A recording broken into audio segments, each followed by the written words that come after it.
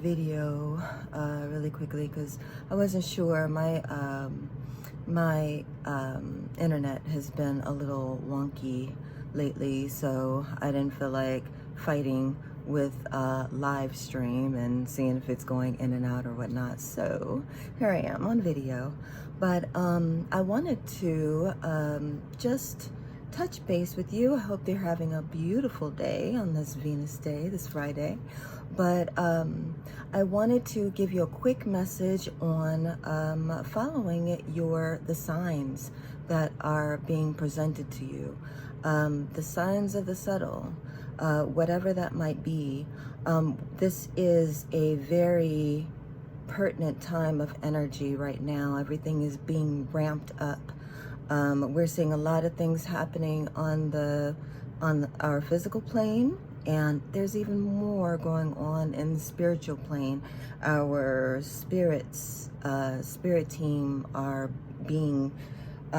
basically calling their people to them, and getting us ready. Those of us who are willing participants, and those of us who actually are ready for the elevation. We are being called, and we are being,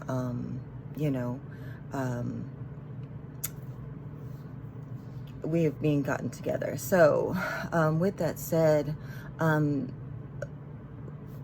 the Magical Mystic, there is a challenge to read for yourself every day, with tarot cards, with oracle cards. Now, here's the thing. A lot of people are not comfortable, where they don't feel like they have the necessary traits to be able to read themselves, which is why they are so focused on going and getting other readers. But now, it doesn't take away from going and getting another reader to read for you, because I mentioned before in past videos that us as diviners, sometimes we read different energies off of people. So what you get from one diviner, another might pick up something totally different either, but both of them are accurate in reading your energy. But what it is way more important for us to be able to read ourselves. Now, it's funny because I can tell you from my own personal experience, that I was the first one that was just like, no, I'm not going to be able to pick up anything for myself. I'm always picking up things for other people, but never myself. I felt like I was like so blind. And my sister I would always talk to her and say, yeah, I don't know, things aren't really happening for me, this and that and the third, I just don't know. And most of it's because I was likening my experiences to other people outside of my own realm. I'm looking at everybody else's experience and what they're posting on, what they're sharing on Facebook, and everything just looks so esoteric and phenomenal and amazing with all these fireworks. I was just like, well, I guess I'm just not one of those people who are slated to receive fireworks. And it's not the truth. It wasn't the truth, because once I decided to let go of my of how I viewed my expectation of my own experience, and that's the thing. So we have to really work on our expectation of things, because our expectations are very they're very small compared to what everything actually looks like on all the different realms and planes. We can only see but so much. We are under this veil, most of us. Not everybody is a veil walker, so we can only expect things, we have blinders on basically. So our expectations can limit us. And that's not necessarily what you want to do. That's the reason why you form allies with your spirit team. Your allies are your ancestors, because their sight is so much bigger than yours. I know I've said this before, but I can't impress this enough.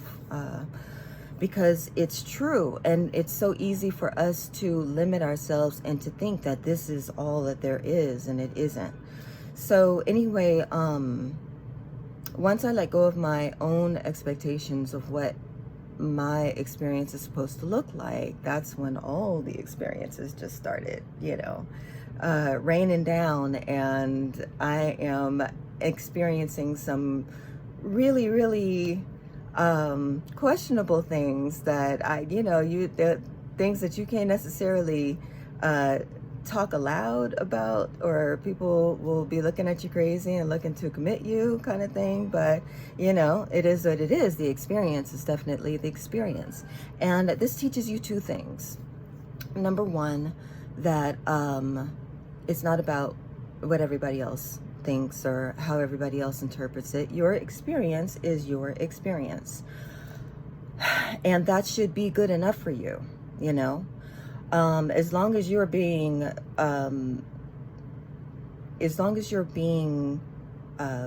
upfront and really truthful with yourself and how you're interpreting things, your experience is your experience. So, but it's not always about the fireworks either. And I can say that from experience, that really the most common but the most powerful messages come in the subtle. What can I use as an example? I would say, well, dreams and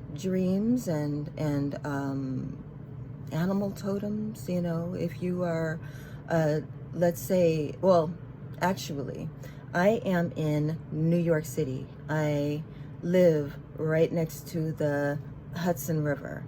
I've been here for a few years, so I am very, very used to what the norms are as far as like animals and things like that.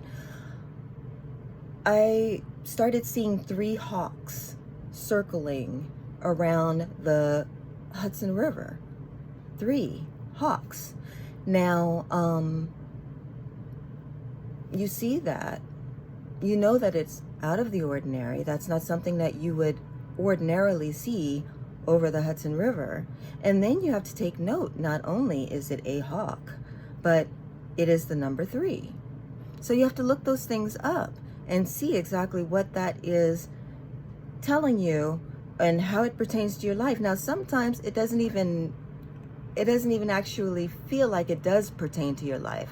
However, write it down anyway, because what happens is what doesn't pertain to your life at that moment, let it go, like maybe 3, 4, 5 months down the line, and all of a sudden it's exactly what was getting ready to happen, or it was very prophetic. A lot of that stuff happens when you decide to trust your own intuition. And oftentimes too, if trusting your own intuition and strengthening your own intuition, practicing and strengthening your own intuition by, just like I said, pulling oracle cards or tarot cards. You don't, not like tarot cards are a little bit more on the to me, they're more complex. Some people, it's extremely easy and they know them like, they know them in their sleep. The imagery for me is still something that I am vetting out. So, and because I'm not used to tarot, I didn't grow up that way. I didn't, so, but I am extremely attracted to them. So I have like a lot of tarot cards, a lot of tarot decks. And I also have oracle decks, because oracle decks tend to be a little bit more, well, tarot, they have the major and the minor arcana. There's a lot of them, like 78 of them, and they are very specific to, you can get specific answers from them, regarding the suits. With oracle cards can be a little broad, but sometimes the broad is a little bit more ingestible for you. So it just depends on what oracle cards you might have, and there are a gazillion of them. You can find, just look them up and see what speaks to you. I have a lot of oracle cards too, and I love their imagery. And sometimes, even though it seems like they are a little far-fetched, like I have a fairy deck, I've got an angel deck, even though the angel deck isn't, the angel deck is one that I read from the most. It is my oldest deck that I had, is like my first deck that I ever bought.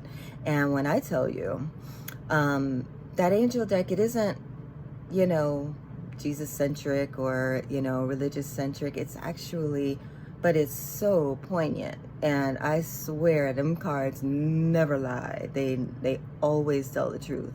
So, but a lot of that comes from me now having a comfortability with my own intuition and trusting what I am receiving. So,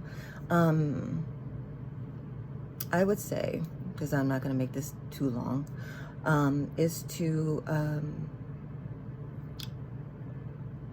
looking at the little subtle messages that you might have during the day, is a part of you strengthening your intuition, and which helps on all facets and all fronts. Pulling a card every day is also a practice to strengthen your intuition. Not only that, but it also helps you, get attuned to the cards and how they read. And pay attention to your dreams and different things. Messages come from everywhere. Sometimes they can come from a commercial on the television. Like, case in point, if you are, deep in thought, you find yourself deep in thought, and then, let's say you are wrestling with the fact of whether you should, buy a new car. Your car is on its last leg, and you are, wrestling with the fact that, oh, I need a new car, but should I? And this, and that, and the third. And then you walk into a room, and right there on the screen is a brand new car,